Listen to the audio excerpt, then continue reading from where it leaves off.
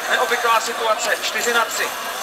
Jágr, Plekanec, Zbyněk Michálek a Židlický.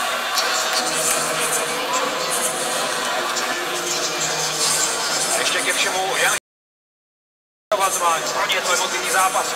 Jeho otec v těchto místech vyrostl ze světového hráče. Jágr. Trochu divoká kombinace, kotouč má Jágr. Zbyněk Michálek. Židlický už může pálit, jeho zcela konflikt trefený do ramene. Plekanec se snaží dostat puku, ale kotouč má Komisarek. Plekanec ho nakonec vyškebral.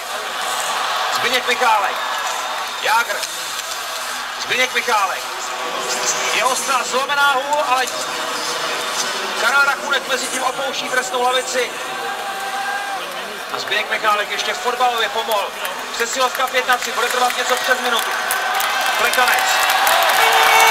Místo Zbyňka Michálka už naskočil Eliáš. Jágr. Plekanec. Karel Rakunek. Židlický bude pálit, jeho zcela konkrétně vyráží. Židlický. Eliáš. Plekanec za bránou. Eliáš. Židlický. Jágr. Karel Rakunek. Židlický. Jágr. Karel Rakunek konkrétně vyráží do ochranné sítě. 29 sekund, ještě bude český hrát přesilovku 15. Americká trojka byla poměrně dlouho šťastný a Stuart to hodně stěžka střídat, škoda těch kombinací, že další tohle ta poslední rána, kterou Konklin ale dobře viděl, neměli jsme nikoho, kdo by Konklinovi zakryl výhled. Alojz Adamčík si bere odvěkový čas.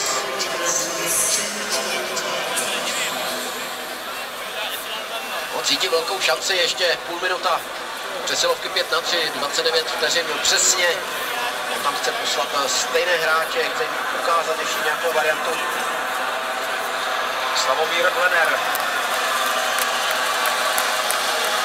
Podílel se na strategii pro dnešní zápas. Jeden pozdravoval diváky a pozdrav opětuje. Ale zpátky na led. Česká pětka už je připravená. Jágr, Plekanec, Eliáš, Židlický a Karel Rakunek.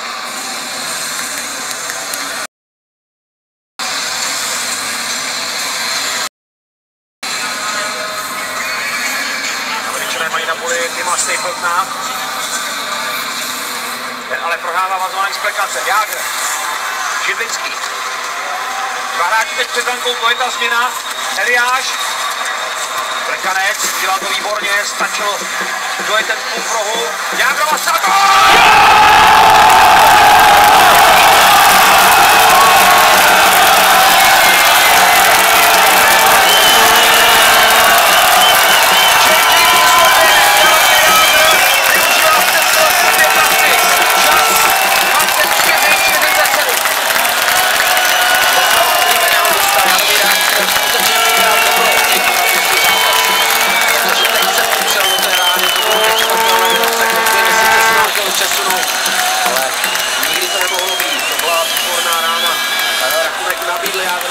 Přesně tu střelu na volej.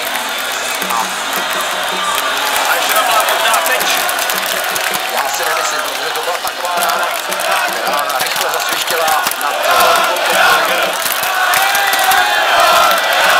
A ještě 33 sekund klasické početní převahy pro český národní tým. Zbyněk Michálek.